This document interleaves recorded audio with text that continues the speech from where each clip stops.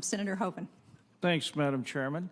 And also congratulations on your elevation to the chairmanship. That's I know. I don't know why they put me at the end. I would address this both to you, Madam Secretary, as well as you, General. The MQ-1C Gray Eagle. So right now you use this for your multi-domain operations. And, you know, that drone system is a very important part of that mission. And currently you've got active Army divisions that fly that mission, utilize it.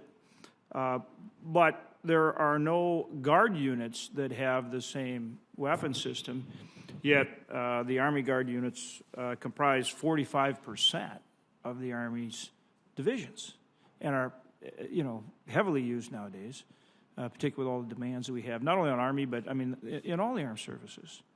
And so I guess my question is, why doesn't the Army Guard have its own Gray Eagles so that they can conduct these multi-domain operations, train on it, and obviously be ready, just as they do with all the other weapon systems throughout that the Army uses?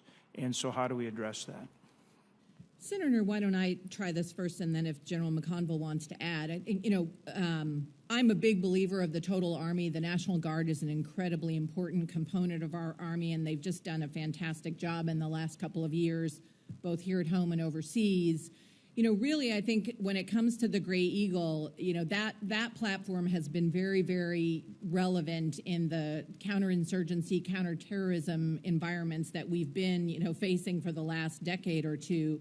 And I think when I think about, you know, where we need to go with the Guard in terms of their equipment, it's looking to the sort of future large-scale combat operations and what kinds of capabilities do they need. So I think, you know, I would want to, before we expand investment into Gray Eagles for the Guard, I would want to really look at, do I think that that platform is going to serve us well in a much less permissive environment, for example, you know, that if we were ever fighting Russia, for example. And I want to make sure that the Guard gets the new systems that we're developing that we know are going to be relevant for large-scale multi-domain operations. And we are committed to making sure that the Guard does get some of those equipment sets over time. General? Yes, Senator. You know, I've talked to the Chief of the National Guard, and we are actually taking a look at, you know, what the Guard should, you know, look like to reflect the same as the regular Army in the future. The interesting, one of my surprises, kind of to what the Secretary said from Ukraine, was you would think that the Russians have a pretty robust air defense capability. And I'm very, very surprised that the Ukrainians have been able to fly the drones like the TB2 so successfully, because some would say, you know, in that environment, that higher intensity environment, they wouldn't be very effective.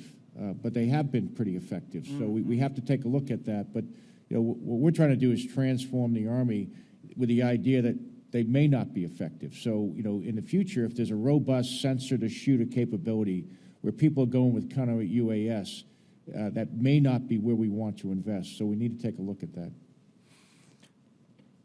Do you have a platform then that you're contemplating? Because this is what you utilize now, and of course you have to be prepared now, not someday. Which is going to go to my next question, and that is, you know, with the deployment that you have right now for NATO, I mean, is that already stressing, you know, your other missions, and is there going to be, you know, help? I mean, is it something you can adequately cover? Is there going to be more help in terms of NATO troops over there as this conflict continues? So, again, it's about, that's fine, but then I would want to know what you anticipate using so that you're prepared now as well as in the future. Well, Senator, what I would say is, you know, we're looking at all of the systems that we are developing now. I think we believe will have utility on a future battlefield. And so, for example, as part of the Future Vertical Lift program, we do have future unmanned systems that we are developing as part of that that are called, you know, air-launched effects. And we're very concerned about the drone threats of the future. So we're investing in counter-UAS equipment for our divisions. We're looking at systems like directed energy MSHORAD, which, you know, could be used to shoot down drones. So we're definitely trying to look at that. And in terms of help in Europe, I would say, as we look at future force posture in Europe, and what that might look like for the United States, we're also very actively talking with our allies about what forces they might put in the eastern flank. Yeah, that's my question. Yeah. General, did you have some thoughts on that as well? No, I think the Secretary covered it. Well, but I would like somebody to work with somebody on your staff in terms of what you foresee in terms of this domain operations role. What systems are you going to use? Because for the Guard to be part of that, they need to, be trained on that, have that system, just as you do with all your other weapon systems. We are committed to doing that, Senator, and we will have the staff get with you. Good. Thank you.